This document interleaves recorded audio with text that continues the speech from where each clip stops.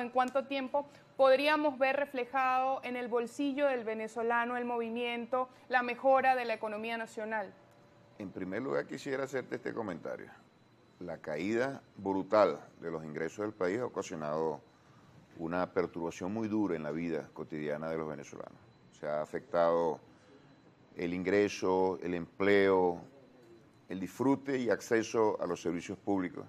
Eso tiene nombre y apellido, ¿no? La caída de los ingresos producto de sanciones ilegales que se han aplicado contra nuestro país para derrocar al gobierno del presidente Nicolás Maduro. Ese proceso de recuperación está en marcha. No se pone en marcha a partir de este momento, está en marcha, es incipiente, es progresivo, no es lo rápido que todos estimarían, pero así son los procesos económicos.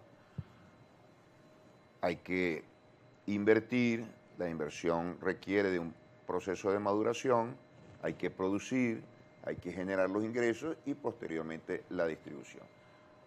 Nosotros recuperaremos sin lugar a dudas los niveles de vida que teníamos antes de ese proceso de agresión internacional contra nuestro país. Primer lugar a nivel continental y de los primeros en el mundo en salarios, en empleo, servicios. Cumplimos con las metas del milenio, primero que la inmensa mayoría de los países del planeta. Pero te decía, está en proceso de recuperación. Algunos lo notan, otros lo notan de manera incipiente, otros todavía no son objeto de esas mejoras. Pero ya observamos cómo, por ejemplo, en el sector privado hay un incremento de los salarios. Se han venido generando empleos en la medida que la economía se ha venido expandiendo, la capacidad del Estado ha venido creciendo para invertir en salud, en educación, y eso se va a mantener así. Ahora, lo que yo quiero agregar como comentario a la respuesta de lo que tú me estás preguntando, los mismos que propiciaron el bloqueo de la manera más criminal, ahora se dan a la tarea de establecer metas inmediatas para volver a la Venezuela pre-bloqueo de manera inmediata. Crean expectativas inmediatistas de que ya todo se arregló y ya todo está en capacidad de resolverse para generar una situación nacional de incertidumbre e incluso de aversión al gobierno. Lo que le podemos garantizar para finalizar en 30 segundos. El único gobierno que está en capacidad de darle bienestar y prosperidad a nuestro pueblo es el gobierno del presidente Nicolás Maduro, y ya lo estamos haciendo y lo vamos a seguir consolidando, porque para nosotros la economía es un instrumento y un medio para un propósito, que es la distribución justa del ingreso, y el segundo es la economía ya se activó, ese crecimiento se va a seguir consolidando ¿Y en el sector público, en el contexto diputado? de que yo les estoy explicando, y eso se va a traducir en la medida que se incremente el ingreso en mejores condiciones de vida para la población. Bien, a usted se refería a la manera en la que se ha ido aumentando el sueldo en el sector privado. Eso pudiéramos verlo en qué medida reflejado en el sector público, porque mientras usted y yo estamos hablando aquí, la verdad es que hay médicos, hay profesores de distintas casas de estudio y también de escuelas, de liceos, protestando por un mejor salario. ¿En qué medida pudiéramos ver en el sector público esa mejoría que vemos en el sector privado, por lo menos en lo que tiene que ver con salarios? Mira, cuando tú me hablas de protestas por salario, yo tengo la idea, y quizás el que te esté escuchando también, de que el país está inundado en protestas por salario. No, pero si hay movilizaciones, diputado, no inundado. Yo no voy a negar que los salarios están por debajo de lo que nosotros alcanzamos como revolución bolivariana, por cierto. Es un hecho real, no es una promesa. Y nunca antes hubo en este país. Y también está muy por debajo de nuestras aspiraciones. Una de las preocupaciones fundamentales del gobierno revolucionario y de la fuerza bolivariana en la Asamblea Nacional, donde sea, es el salario. ¿Cómo hacemos para recuperar el salario? Pero ya te decía, el salario es el ingreso que se genera en la economía. Si ese ingreso no se genera, y en este caso no se generó por 6 años, 6, no fue 1, 6, con motivo del bloqueo que nos impedía producir petróleo, producir oro, vender petróleo, vender oro. Tenemos 30.000 millones de dólares congelados fuera del país, en activos, en divisas, en cash, 30.000 millones congelados fuera del país. Entonces, por supuesto que los salarios sufren mucho los embates de esa situación. Eso se está moviendo. Y por ejemplo, hace un año la población que labora en el sector público no recibía los bonos para tratar de complementar los salarios que nosotros consideramos que son muy bajos todavía del sector público venezolano. No los recibía, ya los está recibiendo.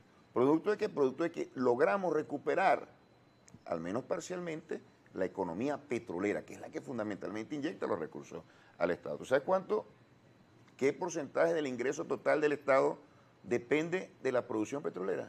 El 70. Tú le quitas ese 70 y por supuesto que vamos a estar muy mal. Nosotros producíamos 2 millones de barriles diarios. 2. Antes del bloqueo. Con el bloqueo llegamos a menos de 50.000 y lo fuimos recuperando poco a poco. Entonces hay una situación muy clara. Depende del ingreso. Es lenta, según lo que usted dice. Es progresiva.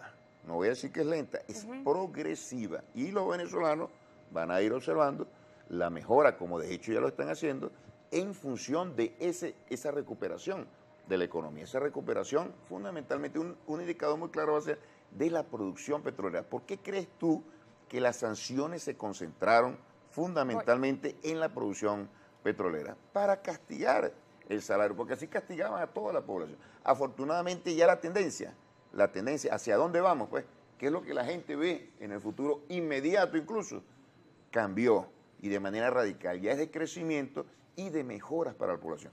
La expectativa para nuestro pueblo, desde el punto de vista de sus reivindicaciones laborales, es altamente positivo. Y aquí ayuda algo, que todos los sectores de la sociedad, la inmensa mayoría de la sociedad, ha entendido eso. Pero todavía no puede hablar de lapsos. Es que nadie puede hablar de lapsos. A ti te van a decir aquí los mismos que promovieron las sanciones, no, esto tiene que arreglarse en una semana. No, pero usted como especialista en el área económica pudiera dar una luz de eso. Ayer flexibilizaron las sanciones, hoy tiene que ver el incremento salarial, sin mencionarte todos los daños que han ocasionado en este país. Yo lo que te puedo decir es que ya inmediatamente se están observando algunos cambios, no son cambios dramáticos y radicales que nos van a colocar a nosotros en la situación del 2012, del 2013, del 2011, del 2008, donde estábamos en condiciones de opulencia, de gran prosperidad. Para la prosperidad se necesitan dos cosas. Número uno, riqueza para distribuirlo. Y número dos, un gobierno socialista que tenga la sensibilidad y la visión de dar ese ingreso al pueblo. Eso es lo que tenemos en este momento. Ese gobierno, y eso es lo que estamos recuperando en este momento.